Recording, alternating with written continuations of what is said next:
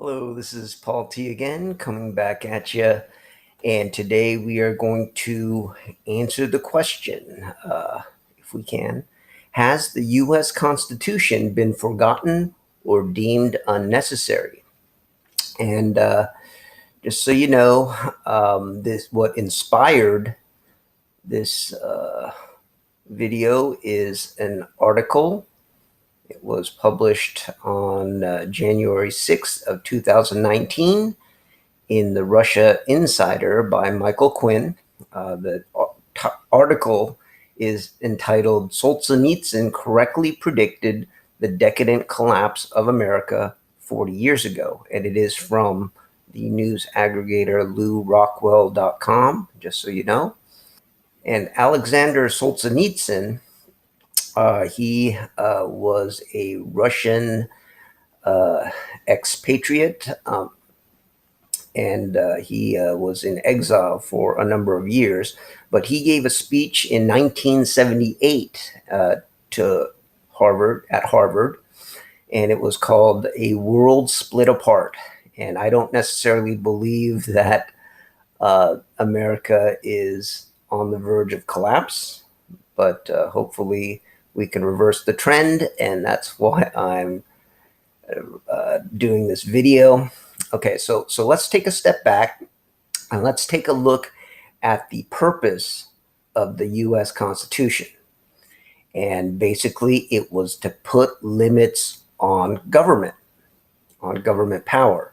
So we wanted a limited government, but today we have an out of control government, which actually, if we are afraid of totalitarian regimes or not in favor of totalitarian regimes, the more power that the government gets, the closer we get to totalitarianism.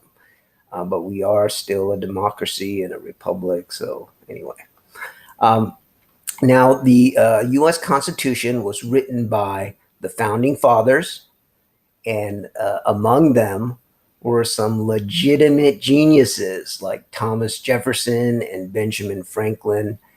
And they wrote the Constitution in a certain way, right, with certain ideals in mind. Things like the separation of powers, checks and balances, right? The Bill of Rights itself is to protect individual liberties.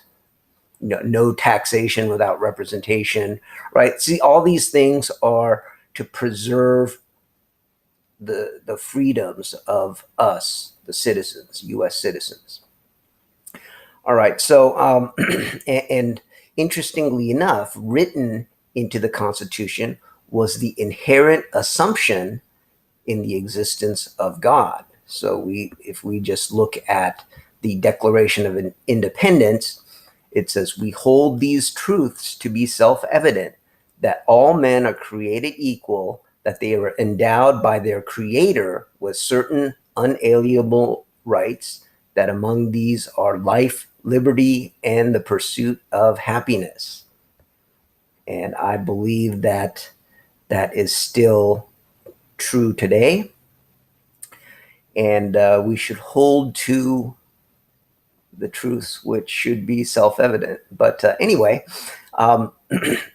there has been tremendous human progress since actually the Declaration of Independence of the Constitution was written. Tremendous human progress. And according to Alexander Solzhenitsyn, it has led to human arrogance, and this at the expense of our spiritual life. And I tend to agree with them. And who is this guy, Alexander Solzhenitsyn? If you haven't heard his name before, he is the author of The Gulag Archipelago in 1973. I read this while I was at university. Great book, sort of changes your thinking about this world and the people, some of the people in this world, like Joseph Stalin, who killed millions of his own people in what were called gulags, or pretty much prison work camps. And in these camps, people froze to death and died, and they were starving or on the verge of starvation. It was pretty brutal. but not just the gulags, but he literally killed tens of millions of people, just executions, right? So, and he was our ally in World War II. Well, political necessity, but anyway. And Alexander Solzhenitsyn also won the Nobel Prize in Literature in 1970. This was before the Gulag Archipelago was published, but I think the Gulag Archipelago is Solzhenitsyn's masterwork, better than anything else that he wrote. But anyway, he won the Nobel Prize in Literature before, so that's how great I think he is. Anyhow, here is his quote from his speech in 1978. On the way from the Renaissance to our days, we have enriched our experience, but we have lost the concept of a supreme, complete entity which used to restrain our passions and our irresponsibility. We have placed too much hope in political and social reforms, only to find out that we were being deprived of our most precious possession, our spiritual life. Okay, and I think this is extremely relevant today, because we put so much hope in political and social reforms, and we're getting away from the core, right? Things like spirituality, but also the Constitution and the principles it espouses. All right, so again, this quote was from 1978, so there's even more tremendous human progress since then. As we know, we are in the information age, and technology is accelerating in terms of its adoption and its the new things that we are discovering through scientific breakthroughs. But I hope you know that human progress, which includes science and technology, is not mutually exclusive with spirituality. Okay, both can and do coexist in our world. And for example, right, genetics, tremendous progress with genetics right now. And genetics clues us in on the complexity and intelligence required for the creation of life, right? So as we map the genome, we understand like switching on and off genes causes other genes up and down the DNA structure to switch on and off in a pattern that's so complex that we don't understand it. We can't understand it yet, even with our computers, and the speed at which they calculate things. So there is an extreme amount of complexity built into you and I in our DNA, right? And it cannot yet be explained or duplicated by science, right? So, but we're still expanding our knowledge, and it's incredible work is being done. But it just goes to show you that, there are things that are still unexplainable by science. And in fact, the idea that random mutation and punctuated equilibrium, which are the touchstones of the theory of evolution, and the theory of evolution is a theory of speciation, right? Which means that one species can somehow turn into another species. That is not science, and no science really is there except for random mutation as the mechanism. But we know that it can't be random because it's too complex. It's a mathematical impossibility. Anyone who understands math and science and genetics should know this. But anyway, people believe what they want to believe. It's not for us to force anyone to believe in any particular things. But for me, I believe in science. I believe in facts.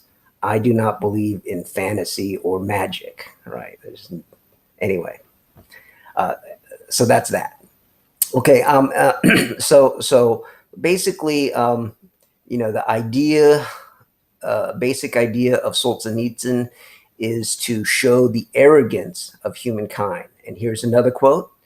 He says, we cannot avoid revising the fundamental definitions of human life and human society. Is it true that man is above everything?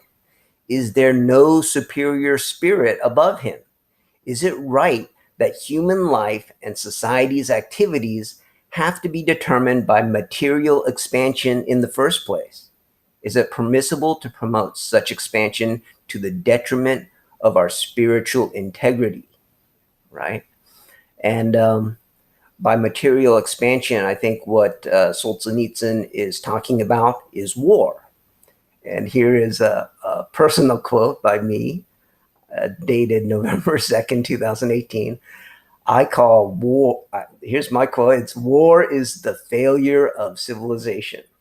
Okay, and I believe this to be true. And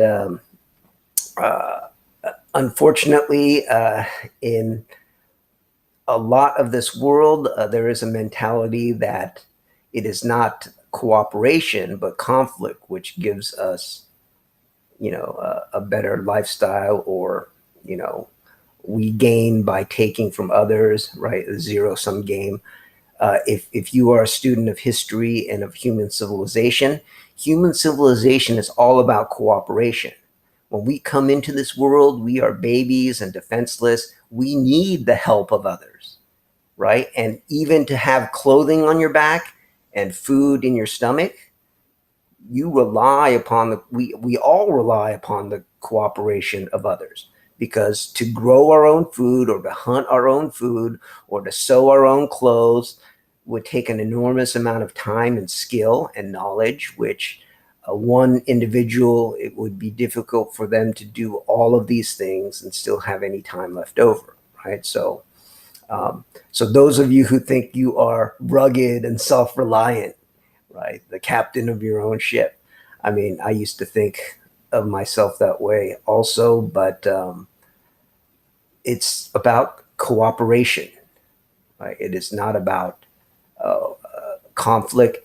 And in any war, it is a destruction of our most, a destruction of human capital, right? Which is, I think, our most valuable resource, or among our most valuable resources, like human ingenuity.